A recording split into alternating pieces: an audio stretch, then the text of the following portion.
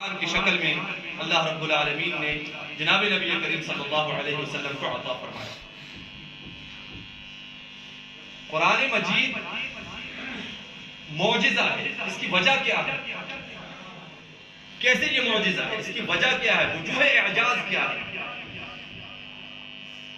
تو چند ایک میں آپ کے سامنے عرض کرنے لگا ہوں، آپ کی توجہ کی نظر کرنے لگا ہوں۔ قرآن مجید کا پہلا وجہ اعجاز وہ اس کا انقلابی کتاب ہونا ہے، انقلابی تاثیر ہونا۔ قرآن مجید یہ ایک انقلابی کتاب ہے۔ قرآن مجید اس زمانے کے اندر اترا جس زمانے کے اندر ظلمت کی کھٹا ٹوپ اندھیرے تھے، جس زمانے کے اندر انصاف نام کی کوئی چیز نہیں تھی، انسانیت نام کی کوئی چیز نہیں تھی، حقوق نہیں تھے، عورت کے کوئی حقوق، عورت کو پاؤں کی جوتی سمجھا جاتا تھا، بچیوں کو زندہ درگور کیا جاتا تھا، غلاموں کی کوئی حقوق نہیں، غریبوں کی کوئی حقوق نہیں۔ قرآن مجید نے ایک مختصر سے عرصے کے اندر 41ویں برس آپ علیہ السلام کو نبوت ملی، اور پھر اس کے بعد 23 سال عرصے کے اندر قرآن مجید تھوڑا تھوڑا کر کے منجمن تدریجن تھوڑا تھوڑا کر کے ضرورت کے مطابق اترتا گیا، اور قرآن مجید نے وہ انقلاب برپا کر دیا کہ اپنے غیر بھی اس بات کو تسلیم کرنے کے اوپر مجبور ہو گئے کہ واقعی اگر کوئی کامیاب انسان دنیا کے اندر ہے تو وہ آمینہ کے لعل عبداللہ کے در یتیم، ساقی کوثر، شافع محشر، امام الانبیاء محمد الرسول اللہ صلی اللہ تعالی علیہ وسلم ہے، جنہوں نے 23 سالہ مختصر عرصے کے اندر قرآن مجید کے ذریعے سے دنیا کے اندر انقلاب برپا کر دیا۔ وہ لوگ جو اپنی عزت کی پرواہ جن کو نہیں تھی، وہ دوسروں کے محافظ، عزتوں کے محافظ بن گئے، ذلت عزت کے اندر بدل گئے، زوال عروج کے اندر تبدیل ہو گیا، تکبر، تواضع اور انکساری کے اندر تبدیل ہو گئے، حقوق کی ادائیگی انسانوں کے اندر آ گئی، انصاف، عدل و انصاف کا نظام دنیا کے اندر برپا ہو گیا۔ قتل کے نام پہ نکلنے والے، قتل کے ارادے سے نکلنے والے حضرت عمر فاروق رضی اللہ تعالی عنہ کی زندگی کا قرآن مجید نے وہ انقلاب برپا کر دیا کہ غلام بن کے جناب نبی کریم صلی اللہ علیہ وسلم کے قدموں میں حاضر ہو۔ انقلابی تاثیر اس کی پہلے وجہ اعجاز ہے۔ دنیا کے اندر قرآن مجید نے انقلاب برپا کر دیا۔ قرآن مجید کی دوسری وجہ اعجاز، میں اختصار کے ساتھ وقت کی قلت کے پیش نظر تسہیل و حفظ القرآن ہے۔ قرآن مجید کا یاد کرنا یہ آسان ہے۔ آپ کے سامنے 3 شہزادے بیٹھے ہوئے، چھوٹی چھوٹی عمر کے، 10 سال، 11 سال، 12 سال ان کی عمر ہوگی۔ 1000 صفوں کا قرآن مجید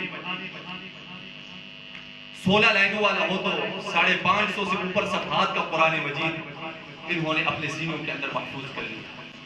یہ نہیں جانتے الف لام میم ذالک الکتاب لا ریب فیہ کا مطلب اور معنی کیا ہے، لیکن اگر ان کے سامنے کوئی زبر زیر کی بھی غلطی کرے گا تو یہ فوراً اس کو وہاں سے آگے جانے نہیں دیں گے، اس کو ٹوکیں گے آپ نے غلط پڑھا۔ وفاق المدارس العربیہ ہمارے پاکستان کا تعلیمی ایک بہت بڑا بورڈ ہے، میں نے واقعہ پہلے بھی کئی مرتبہ سنایا۔ فیصل مسجد کے اندر قومی سطح پر مقابلہ ہوتا ہے، یہ ابھی چند دنوں پہلے ہم گئے تھے، 2-3 دن پہلے یہ مقابلہ ہوا پوری قومی اور ملکی سطح کے اوپر۔ تو وہاں پر اس طرح قومی سطح کا ایک مقابلہ تھا چند سال پہلے، تو وہاں ایک چھوٹی بچی 6 سالہ وہ جب امتحان دینے کے لیے آئی اور اپنی نشست کے اوپر بیٹھی بچی، تو جب ممتحن نے اس سے سوال پوچھا، اس نے ایک رکوع پڑھتے پڑھتے جب وہ ایک جگہ پہنچی تو وہاں پر اس نے غلطی کی، زبر زیر کی کوئی غلطی تھی، اس نے غلطی عرب کوئی سفیر بیٹھا ہوا تھا، قاری بھی بیٹھے ہوئے تھے حضرات، انہوں نے ٹوکا، وہ اس طرح ٹوکتے اسپیکر کو اس طرح، تو بچہ سمجھ جاتا ہے کہ غلطی ہو گئی، تو اس نے دوبارہ پیچھے سے پڑھا، جب دوبارہ وہاں پر پہنچی تو پھر اس جگہ اس نے غلط پڑھا، پھر ممتحن نے ٹوکا، دوبارہ اس نے جب پڑھا، پھر وہاں پر جب پہنچی تو اس نے پھر وہی غلطی کی۔ قراء حضرات، ممتحنین، انہوں نے کہا یہ غلطی، کیونکہ وہ سمجھدار ہوتے ہیں، انہوں نے کہا یہ غلطی اس بچی کی نہیں ہے، اس کے قاری صاحب کو بلاؤ۔ قاری صاحب کو جب بلایا گیا اور قاری صاحب سے کہا آپ یہاں سے یہ جگہ پڑھیں، تو قاری صاحب نے جب پڑھا تو وہ غلطی قاری صاحب نے بھی کی، وہ بچی کی غلطی نہیں تھی، وہ قاری صاحب کی غلطی تھی۔ تو یہ قرآن مجید کا ایک اعجاز ہے کہ چھوٹا سا بچہ وہ اپنے سینے کے اندر کتاب کو محفوظ کر لیتا ہے، اور تاریخ کے سینے کے اوپر عجیب عجیب نام لکھے۔ تذکرۃ الحفاظ کے اندر امام ذہبی رحمۃ اللہ تعالی علیہ ایک نام لکھا ہے، ابو منذر ہشام بن عمر، انہوں نے صرف 3 دن کے اندر قرآن مجید حفظ کیا، صرف 3 دن کے اندر قرآن مجید حفظ کیا۔ پھر دوستو، ہماری اپنی زبان کے اندر کوئی چھوٹی سی کتابچی ہو، کوئی رسالہ ہو، اردو کے اندر ہو، پشتو کے اندر ہو، عربی کے اندر کوئی اور رسالہ ہو، اس کو یاد کرنے والا آپ کو کوئی بھی نہیں ملے گا۔ چھوٹا سا رسالہ بھی اپنی زبان کے اندر ہو، اس کو یاد کرنے والا کوئی نہیں ملے گا، لیکن قرآن مجید کا اعجاز ہے، 550-600 صفحوں والا قرآن چھوٹا سا بچہ اپنے سینے کے اندر اس کو محفوظ کر لیا۔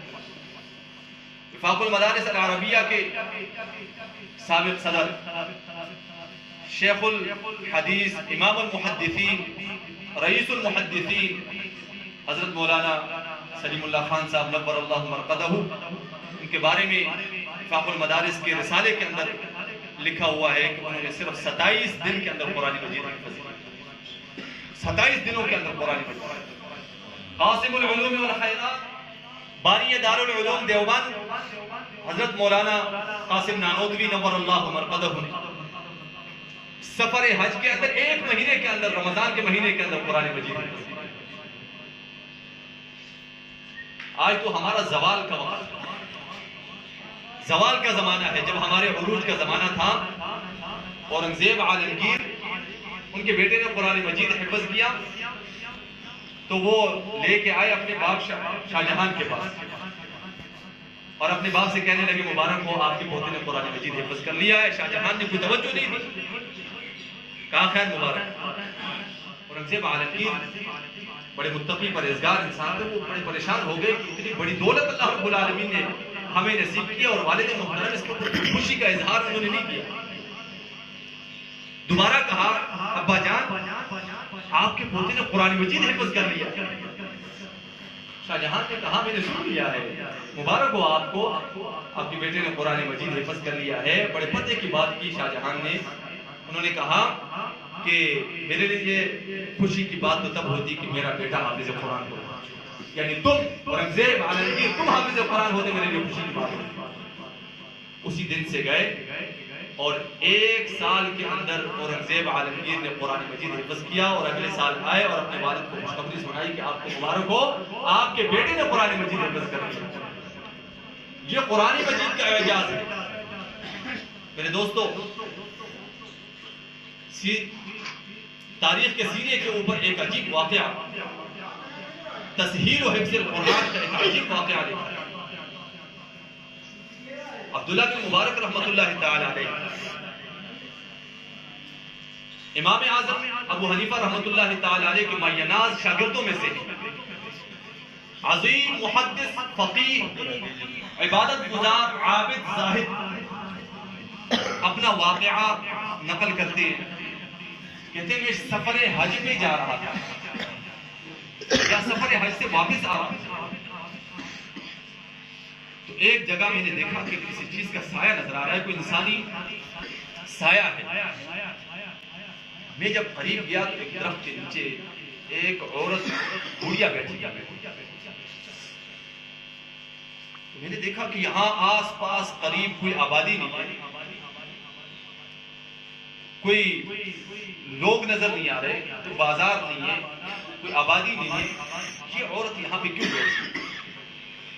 لازماً اس بڑی اماں سے راستہ یہ بھول گئی، تو دل میں سوچا کہ جاتا ہوں اور ہو سکتا ہے کہ میں ان کی مدد کر سکوں۔ عبداللہ بن مبارک رحمۃ اللہ تعالی علیہ قریب گئے اور سلام کیا، السلام علیکم ورحمۃ اللہ وبرکاتہ۔ بوڑھی اماں نے عموماً جیسے جواب ہے سلام کا وہ ایسے جواب نہیں دیا، بلکہ قرآن مجید کی آیت پڑھ کے جواب دیا۔ عبداللہ بن مبارک رحمۃ اللہ تعالی علیہ نے کہا السلام علیکم ورحمۃ اللہ وبرکاتہ۔ بوڑھی اماں نے جواب دیا سلام قولا من رب الرحیم۔ قرآن مجید کی آیت سے سلام کا جواب دیا۔